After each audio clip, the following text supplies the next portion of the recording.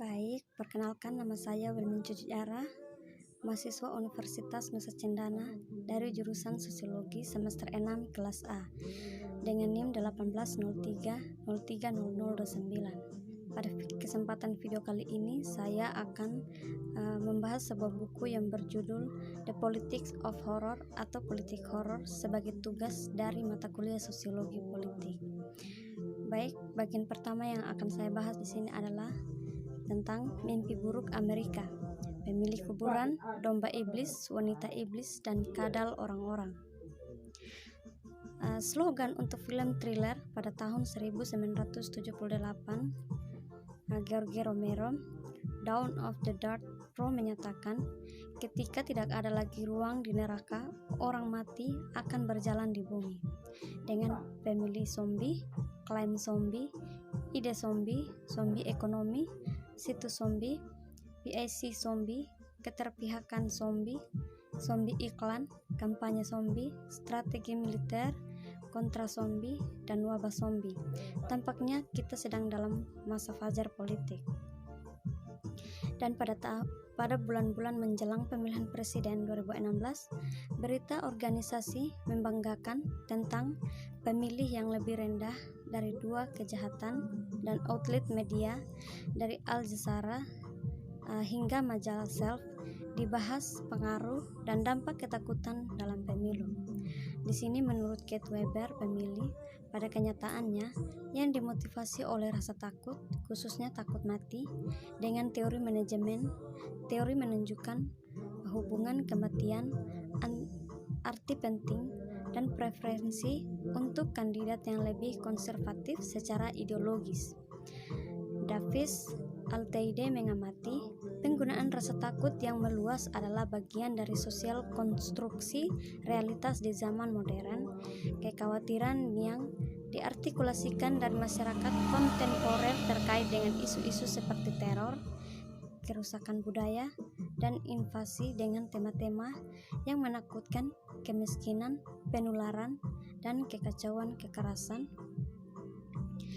Ilmuwan politik dan ahli retorika John S. Nelson mendemonstrasikan bagaimana film horor menghadapi kejahatan politik dalam kehidupan sehari-hari.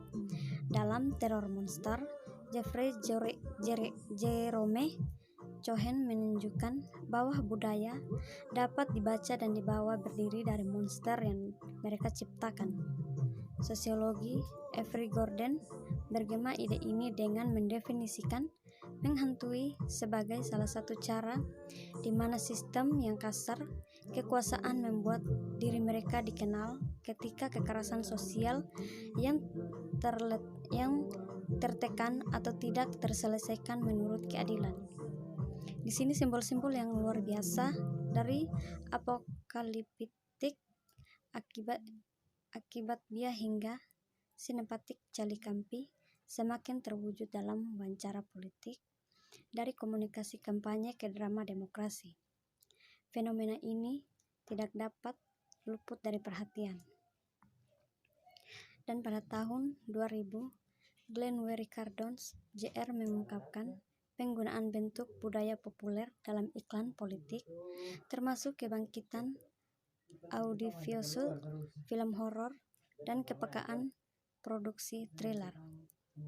Ulrich Beck pada tahun 2002 mendefinisikan kategori zombie dari politik lembaga yang tetap hidup meski tidak lagi efektif. Pada tahun 2004, Joshua Gunn meneliti kebangkitan citra setan dalam budaya populer dan retorika eksorisme dan demonologi dalam wacana politik. George W. Bush dan William De Casaber berusaha untuk mengklarifikasikan retorik of evil dalam hubungan internasional. Pada tahun 2007, Michael William Pauff membuat kasus perlunya tuntutan rasa takut dalam masyarakat sipil, mencatat bahwa awal abad ke-21 telah menjadi puncak intensitasnya. Henry A. Groves pada tahun 2010 membahas tentang kemampuan zombie yang dapat mematikan sebagai metafora untuk politik Amerika. Tahun berikutnya, Daniel Wedrenser pertama menjelaskan bagaimana zombie menerangi teori politik internasional.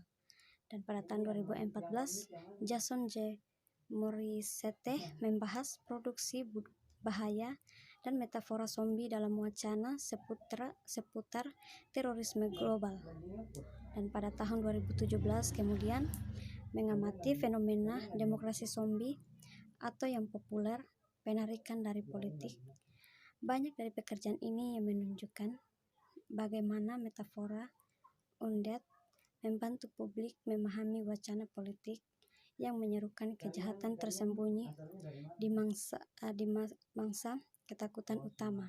Tapi dalam beberapa tahun terakhir, monster menjadi berani. Dan untuk bagian yang kedua yaitu horor, krisis, dan kontrol. Krisis adalah titik balik mengakhiri sesuatu atau mengubahnya secara meyakinkan. Jadi, teori krisis menjelaskan bagaimana sesuatu menjadi bermasalah untuk melanjutkan seperti sebelumnya. Dalam politik, hampir semua hal bisa bertemu krisis. Individu atau institusi, budaya atau negara, ekologi atau ekonomis, aliansi atau organisme. Dan saat ini, teori krisis mencakup politik yang beragam.